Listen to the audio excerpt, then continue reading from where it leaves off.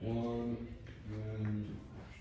Hi everyone, this is my short film pitch for my horror short film The Last Supper by Tom Schreiner. So here's my initial ideas. So my three initial ideas for the short film were a boxing film that followed an amateur boxer as he tries to prove himself to his extremely strict coach, aiming for like a semi-pro league. And he basically just goes through loads of rigorous training, but I couldn't get access to a boxing gym to film, and yeah, I just didn't have the access to it. A thriller horror film is the other idea, where a woman gets kidnapped by a sadistic murderer and she's trapped in his house, destined to be his next victim. A post-apocalyptic film that was set in a world where the air is unbreathable, drawing inspiration from the Fallout games and TV series. Didn't do that because it was too tricky to film. But the reason I chose to do my film, which was the horror film where the woman gets kidnapped, I chose to do this because it was the easiest one to shoot, but I could also experiment with it a lot. Minimal characters, about 2 to 4, and they were easier to cast as well.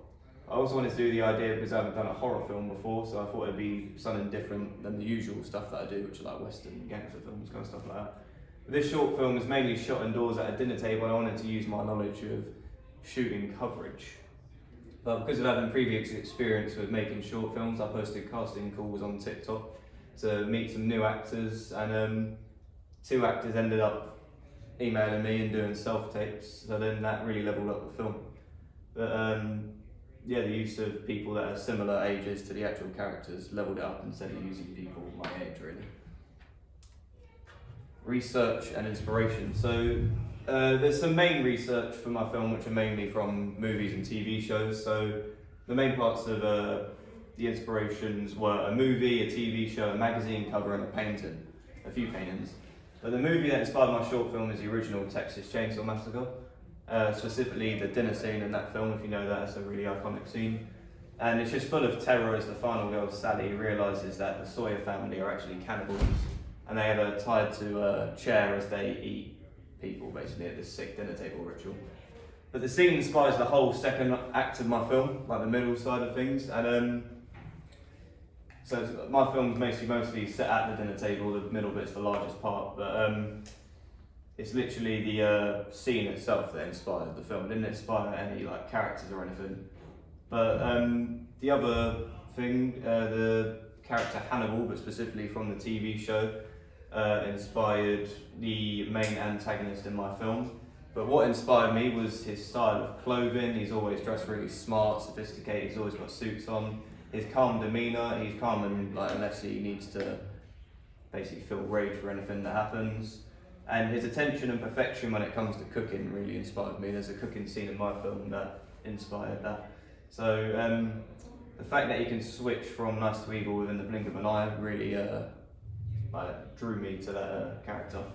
But this links to my short film because the portrayal of Hannibal directly inspires the antagonist, like I said. The way he dresses inspires his dinner manners and the elegant way that he eats his meals. So he handles cooking with a lot of care, pretending he's cooking other meats than what actually he is cooking, which is humans. And this directly inspires the antagonist and his appearance. Got a bit more research here. So these are the paintings that inspired my film. They were done by Francis Bacon. He was quite an abstract artist from the 1940s to 90s. He made a lot of unsettling paintings that basically explore the human condition. And these 2 paintings actually directly inspire a few shots in my film. As you can see, he's kind of bound to a chair in that shot there, which happens to the main protagonist in my film. But I don't know why, but the magazine cover hasn't loaded on here, but there's a magazine cover of just steak and a wine, and that inspired my film as the main antagonist is eating a steak whilst questioning the protagonist, trying to put the fear into her. I don't want to spoil anything of the film at all, but I've taken some inspiration from a scene in the film The Substance with Margaret Qualley and Demi Moore. There's a scene where it shows a man eating prawns in uncomfortable close-ups and him chewing really loudly. I find that bit really unsettling. It's just disgusting, and that's exactly the sort of vibe I'm going for. So I'm going to be using some Foley sounds for chewing and stuff like that in the dinner scene. But the concept of my film, the log line's up there. So to escape a sadistic killer's ritual dinner, Kelsey must outsmart her captor, whilst 2 detectives race against time to save her. So the protagonist of the short film, Kelsey, awakens tied to a dinner chair, disorientated and with fragmented memories of how she got there. As she sits, truths begin to surface, realising her situation. So she has to trick the killer with conversation at a dinner table in order for her to escape his captive, basically. And time is her biggest enemy in this one, more so than the antagonist, because as more and more she's been drugged, so as more and more that wears off, the killer starts to think about killing them after they start to remember certain things about him. But yeah, the film basically revolves around the themes of memory manipulation and the desperate fight for survival against time and ticking clocks. So visually, the film draws inspiration from the gritty old school horror of Texas Chainsaw Massacre, and shots focused on Kelsey are often shaky or out of focus, basically showing the disorientating effects of the drug and heightening the sense of the dread in the film. So the themes of my short film, primal fear plays a big one. So this explores the protagonist's descent from a terrifying hunt into even more horrifying ritual. She's getting hunted at the start and now she's made her way into the antagonist ritual. So another one is the duality of human nature. So this examines the contrast between civility and savagery. So the masked man, when he sits at a table, he's civil, he's chill, he has really good table manners. But when he gets ticked off, that's when the savagery comes out of him. Control and consumption is another theme in my film, so it delves into power, manipulation, and the literal consumption of others. Do with that what you will. And the feast of fear. So this symbolises the ultimate exploitation. So the ritualistic dinner becomes a metaphor for the consumption of identity. So the more that he talks to her and eats, he's actually kind of consuming her in a way. The settings of my film. So in the opening, it opens in a forest, which I scouted with my cinematographer. We went to the location and it's a forest right near my house. And obviously we didn't really need to location scout for my house because it was a perfectly good dinner table for the scene. It opens in a forest where she witnesses something horrific which ends up to her demise and then she gets kidnapped. But the dining table is the middle section of my film, so the majority of the film unfolds around this dinner table where Kelsey and the main antagonist engage in a tense psychological battle of conversation. But the table becomes a stage for power and revelations uncovering dark truths. So there's two kind of bits at the ending. So the street, it ends on a desolate street representing a glimmer of hope for Kelsey's escape. So as she gets more into open, she's not in an enclosed space anymore, so she has a better hope of survival.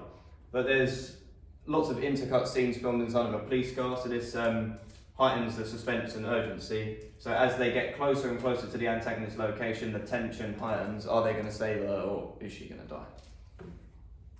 Costumes for my film. So there's actually photos there of so costume design plays a pretty significant role. So Kelsey's attire is literally just simple. She's a simple person that's just on her everyday life, just in a shirt, jacket and leggings. But in contrast, the antagonist he wears two outfits. So when hunting his victims, he wears an all black outfit with a white mask, and it's reminiscent of Michael Myers from the original Halloween. It creates a faceless sort of evil. But during the dinner table scenes, he switches to more a smart attire. There he is in a pink shirt. He still has his mask on, which he does later take off, but switches to that smart attire because there's a juxtaposition that conveys his twisted sense of control and refinement. So the actors' own clothing choices actually helped, so I told them to bring these outfits and they delivered quite well, I thought. Pre-production, so it was all organised for script writing. I chose writerduet.com. I'm familiar with it and we learned it in Steve's lessons.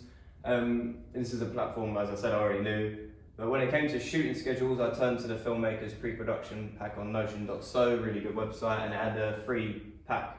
So this resource was actually really good to use. So done my shot list on Notion as well as my shooting schedule for when basically all the actors and the cinematographer was free.